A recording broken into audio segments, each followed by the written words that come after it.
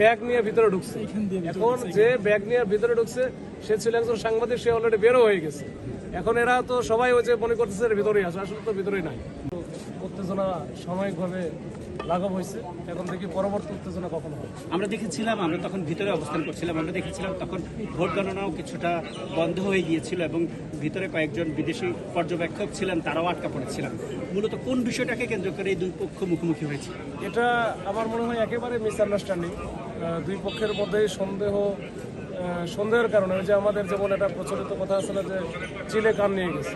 এখন চিলে কান নিয়ে গেছে, আমরা চিলের পিছনে দৌড়াইতেছি, কান যে আমার মাথার সাথেই আছে এটা আমরা আর দেখি না। তো এটা একটু পরে বুঝছে যে কান তো আমার সাথেই আছে। কিন্তু স্পষ্ট কথাটা শুনতে চাই যে অভিযোগটা কি ছিল, কোন অভিযোগে? অভিযোগটা ছিল যে কেউ একজন ব্যাগ নিয়ে ভিতরে ঢুকছে।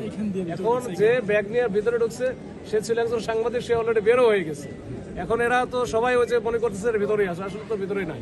ওখানে তো ভিতরে যারা আছে তারা যারা এই প্রক্রিয়ার সাথে জড়িত, প্রিজাইডিং অফিসার, তার সাথে অন্যান্য সহকারী যারা আছে, পুলিশে এবং আনসারে যারা আছে তারাই আছে, এর বাইরে কেউ নাই। তো ওইটা ব্যাগে কি কিছু পাওয়া গেছে কিনা সেটা দেখা হয়েছে কিনা? হ্যাঁ, যখন বের হয়েছে তখন আমার দেখা হয়েছিল ব্যাগে কিছু নেই। এই যে আপনাদের যেমন ব্যাগ আছে না, ওই যে ওনার ব্যাগ আছে। এখন ব্যাগের ভিতরে তো ভোট চুরি করতে গেলে তো আর হচ্ছে বড় বড় চাকু লাগে না। ওকে, ধন্যবাদ। আমরা কথা বলছিলাম এখানে